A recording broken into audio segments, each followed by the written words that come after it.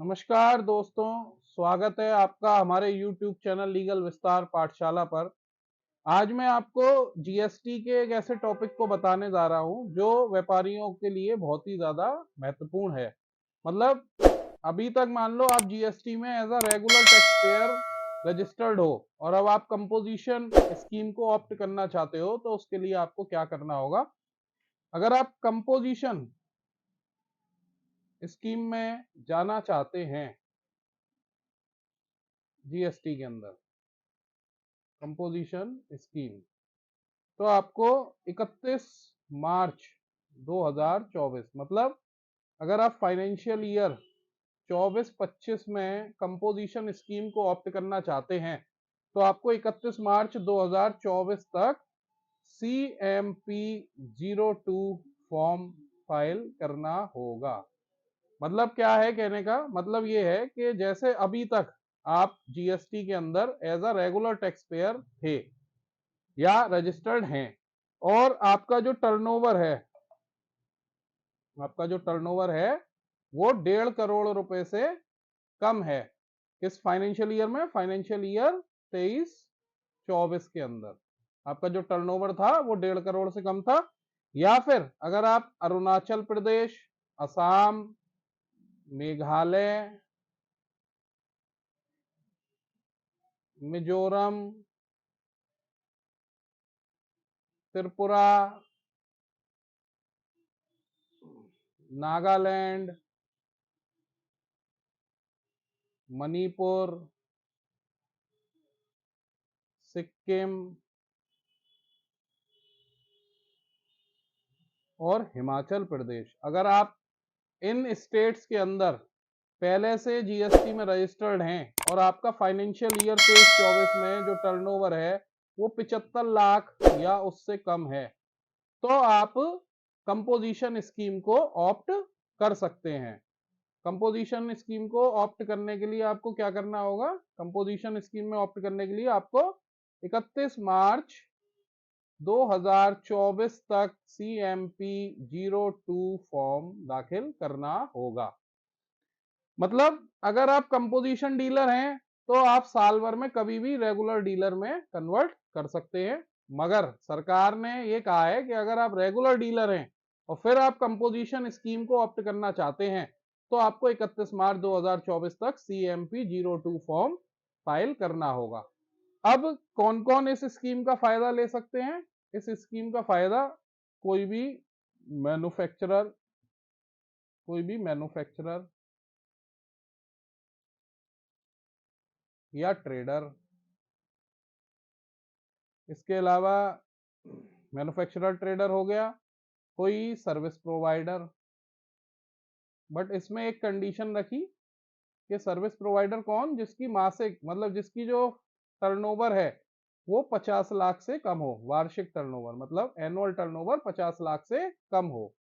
इसके अलावा कोई रेस्टोरेंट चलाता है बंदा जिसमें बार ना हो, मतलब बार ना हो जिसमें वो शराब या बियर वगैरह ऐसी कोई चीजें नहीं बेचता हो। इसके अलावा मैन्युफैक्चरर ऑफ ब्रिक्स, मतलब ये कौन हुआ? जो ईंटों के भट्टे चलाते हैं। ऐसे लोग इस स्कीम के अंदर जा सकते हैं। अब उनको रेट ऑफ टैक्स क्या देना होगा भाई? कंपोजिशन स्कीम में आप आ रहे हो तो आपको रेट ऑफ टैक्स क्या देना होगा? तो सबसे पहले जो मैन्युफैक्चरर या ट्रेडर हैं, सबसे पहले मैं बताता हूं, जो मैन्युफैक्चरर थे या ट्रेडर थे उनको 1% टोटल मतलब 0.5 CGST और 0.5% SGST। इसके अलावा जो सर्विस प्रोवाइडर थे जिनकी टर्नओवर 50 लाख से कम थी, उनको कितना देना होता है? उनको 6% मतलब 3% CGST और 3% SGST। इसके अलावा रेस्टोरेंट,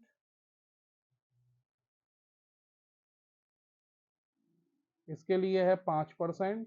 वही 2.5 और 2.5% SGST। इसके अलावा कोई ब्रिक्स का मैन्युफैक्चरर है तो उसके लिए कितना है, उसके लिए भी है आपके 6%, 3% CGST और 3% SGST।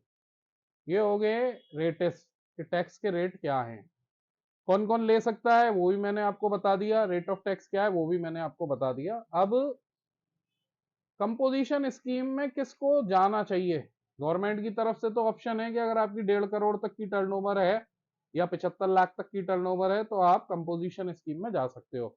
ये मेरे खुद के व्यूज हैं जो मैं आपको समझाना चाहता हूं, बाकी कंपोजिशन स्कीम में जाना नहीं जाना ये आपका खुद का डिसीजन होगा। अगर आप सपोज करो एक आपकी जो टर्नओवर है वो है 1 लाख, कितनी है 1 लाख, और आपका जो गुड्स है जो आप माल खरीदते बेचते हो वो ट्रेड कितना है, जीएसटी उस पर लगती है @ 5%। अब ये मानो आप 5% जीएसटी पे करके 1 लाख रुपए का माल लेके आए तो उस पर आप 5,000 रुपए का जीएसटी इनपुट टैक्स पे करके आए, तो अब आपने कितना खर्चा कर लिया, 1,05,000। अगर अब आप कंपोजिशन डीलर हो तो ये आपकी क्या हो गई, ये आपकी कॉस्ट हो गई, मतलब वो माल आपको 1,05,000 रुपए का पड़ा। अब इस माल को आप सेल करते हो कितने रुपए में, 1,20,000 रुपए। अब इस पर भी आपको जीएसटी कितना भरना है, @1%। ये कितना हो गया, 1,200 रुपए। टोटल टैक्स बर्डन कितना आया आपको, टोटल टैक्स कितना हो गया, 5,000 आप वहां परचेजर को दे आए, 1,200 रुपए आपने यहाँ दिए सरकार को, तो 6,200 रुपए दिए। कब, जब आप कंपोजिशन स्कीम में हो। अब कंपैरिजन करते हैं कि अगर आप रेगुलर टैक्स पेयर हो तो अभी आप क्या करते, 1,05% दे के 1,05,000 में लाते। अब रेगुलर में हो और फिर आप सेल करते हो 1,20,000 रुपए की, तो वहां जीएसटी कितना बनता, @5%, कितना हो जाता, 6,000 रुपए। ठीक है साहब, तो टोटल टैक्स का बर्डन कितना आता भाई, 6,000 में से लेस कर देते आप आईटीसी जो आप 5,000 रुपए पे करे आए, 1,000 रुपए आपको और भरना पड़ता। अब आप अंतर देख लीजिए, यहाँ आपको 1,000 रुपए भरना है और यहाँ आपको 1,200 रुपए भरना है, तो कहाँ आपको बेनिफिट हो रहा है, आपको रेगुलर टैक्स पेयर के रूप में बेनिफिट हो रहा है, केवल आपकी कंप्लायंस बर्डन कम हो रहा है। टैक्स तो आपका कम नहीं हो रहा, अगर आप 5% के ट्रेड में काम करते हो तो आपका जीएसटी टैक्स कम नहीं हो रहा, आपके केवल कंप्लायंस बर्डन कम हो रहा है, क्योंकि आपको कंपोजिशन स्कीम के अंदर हर क्वार्टर में अपनी रिटर्न भरनी होती है और ईयर एंड होने के बाद एक एनुअल रिटर्न भरनी होती है। बाकी रेगुलर में होते हो तो आपको ऑप्शन है, आप मंथली में रिटर्न भरो या क्वार्टरली में रिटर्न भरो।